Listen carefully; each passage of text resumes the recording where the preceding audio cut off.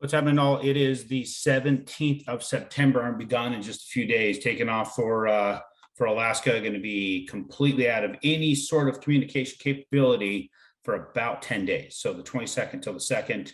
So just letting you guys know in advance. I've got a team of 32 people in place. They'll help you get through things. If one can't figure it out, the collective minds can.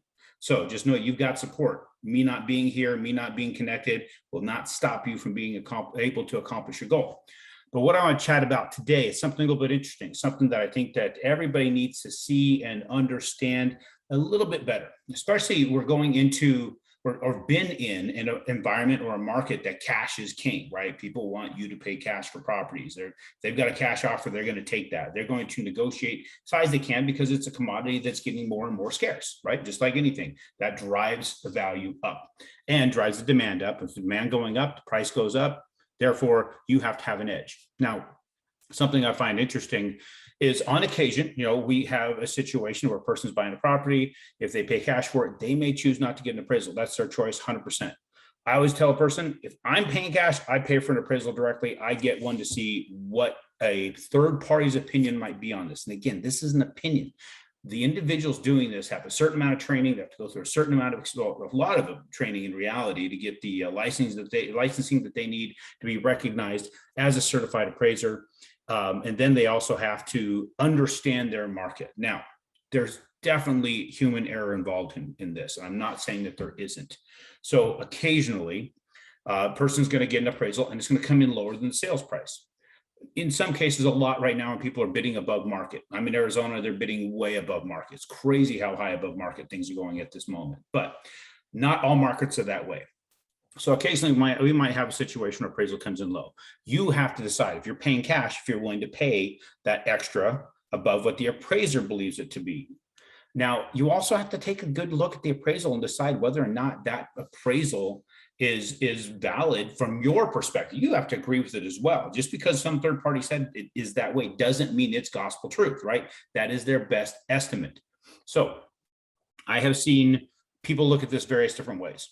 I have a very recent situation where I had a client that was financing a property. In the process of financing, the appraisal came in. In fact, I will just show you the appraisal. I'm going to show you. There's going to be a lot of stuff blocked out, so I'm just going to show you what I can show you. I'll probably have to actually even shut down and the share screen and reshare screens. But here's what we've got. We've got a property that was selling for $123,000.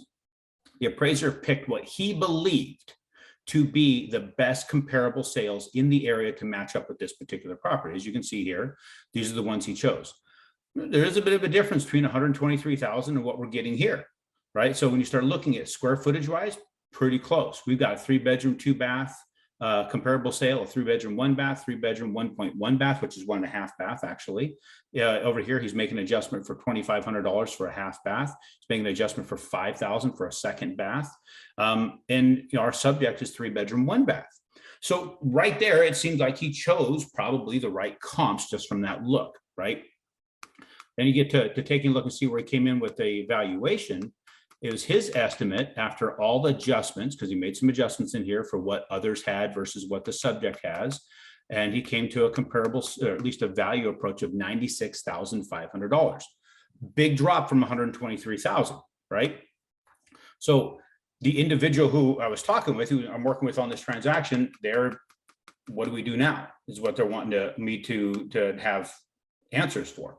Well, they talk to the seller and say, hey, would you really need to come down? And their opinion was no, there are some comparable sales out there that sold similar to the price of the home that we were asking. And they were same quality, same condition. And we need the appraiser to look at those and decide, what we do from there. He says, but we're not dropping this price because that doesn't make sense. So they sent to us some comparable sales. Well, then at that point, comparable sales got submitted in. The appraiser came back and said, nope, my estimation stands. So then the seller, of course, told the buyer, say, hey, you can go with this other lender. This other lender I know has better appraisers. Your guys' appraisers suck. And therefore I suck by association is basically how it could be taken, right? I'm not saying that's what he said. So that being the situation, she had to decide, is she going to go with a different lender or is she going to continue with me? So she called me up, saying, I'm really considering going with this other lender if I'm going to get this house. So I said, okay, you make that decision, but let's look at the appraisal together. Have you taken a close look at it? She goes, well, no, I haven't. Have you looked at the comparable sales that he has suggested that we use?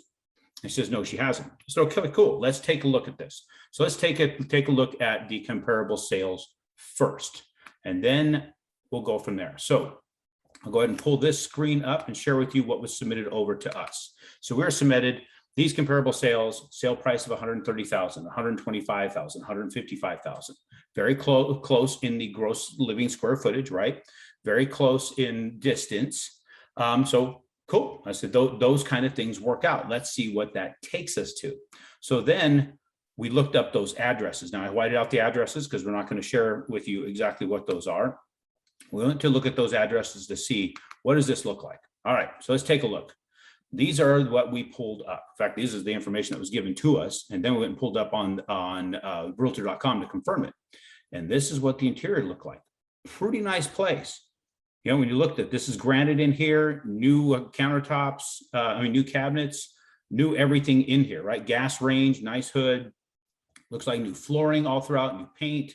They redid the lighting in here.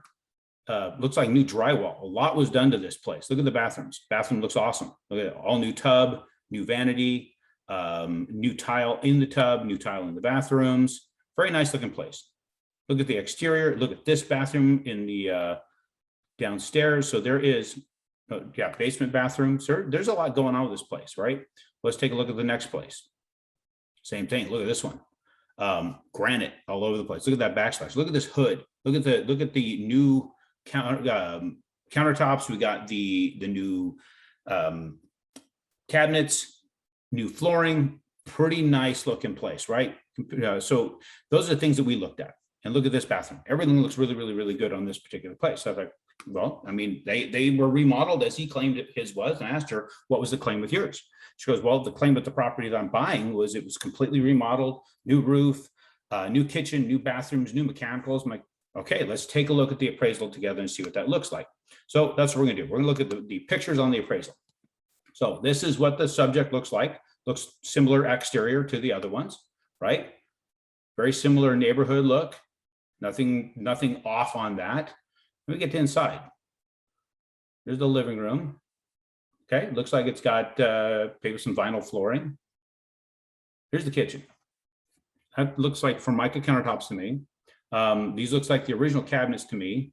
Looks like they probably did a backsplash here. It doesn't look like we have much different on the flooring, and these appliances are nowhere near what the other place showed, right?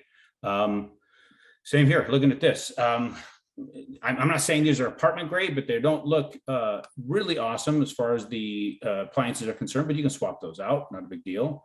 Looks like the way that I'm not sure about that flooring, doesn't look like quite the flooring we saw in the other ones. We also have, as we're scrolling through, bathroom looks like the bathroom that's been there originally. It looked like this is original faucet, original bathroom, original backsplash. This is one of those jacuzzi tubs from the 90s. So it doesn't look like anything's been changed here. That looks like the same configuration as far as the bathtub that would have been for some time. Get down, we're talking about the new mechanicals. Okay, it looks like there may be a new furnace, that kind of thing, but I'm seeing rust right here. So I'm not sure about that. Look right here on the hot water here. I'm seeing rust around that port. So I'm not 100% certain about the newness of it. It's not hooked up, but there's not a lot of new ones that have rust on them. So I'm a little bit concerned about that. So those are the things we looked at. As a result of that, she had to make a decision. So the decision she had here, she decided not to move forward with it because the comparable sales that we were given look superior, far superior to the property itself. So I guess the reason I get into this and I share this with you is you want to take a close look at everything in that area.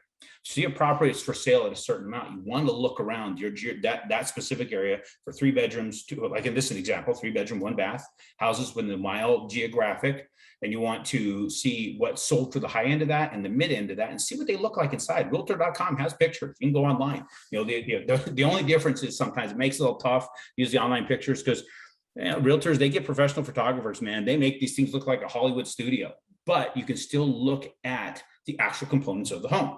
Now, on other situations, I have seen, I don't have an example here to show without a ton of work to try and tear it apart. But we have seen many times appraisers make mistakes. We'll go back and say, whoa, whoa, whoa, wait about this. This value is way off compared to what we're seeing. The contents of this house versus the comparables. I pulled up the comparable sales online. They don't have near the amenities inside. They have near the condition, near the upgrades. Can you relook at this? We'll send them the data, and many times they'll look, say, yeah, you're right. What does have a similar home? They'll go to realtor.com. We'll find something that's similar. We work together on that. Just trying to say, hey, did you look at these? Right? We're not trying to influence anything, just making sure we're getting things that compare. I've also seen sometimes sellers say, well, wait a minute, this is not right. Take a look at this. And the appraiser will go back and look, and he may have fat fingered something. And that's happened more than once. It was supposed to be a $1,500 adjustment to the comp, and he accidentally typed in 15,000. That changes things, right? So the value came in way lower. When he made that change, it brought it back to where it was within the range of the purchase price. Things made sense. There's a lot of people selling houses that understand their market and know where to go. But you also got to know that there are times that when folks are looking at the market and they're thinking, wow, we got this house, it's in good shape. This house probably didn't need a lot of work. And they can easily pull up, hey, the market's showing that we're selling these things for 120, 130. Let's go ahead and just clean this up and sell it. Doesn't seem like that doesn't mean like they're bad people. I'm not saying that whatsoever. All I'm saying is there may have just overlooked the excess or the extra things done on the other homes that sold for those higher prices. When they look at that, compare it, just understand what you're buying, know what you're looking at, know what investors look for. All I'm sharing with you is what I see other investors do to analyze their transaction. Nobody's perfect. I doubt that they need to be trying to be malicious, but you got to know who you're working with. You got to know how they go about their business, how they price things out. And then you got to do your due diligence and check yourself, right? Just because somebody's selling it doesn't mean you need to buy it. That's the main thing. We want to give you all the data we can to see others use to be successful.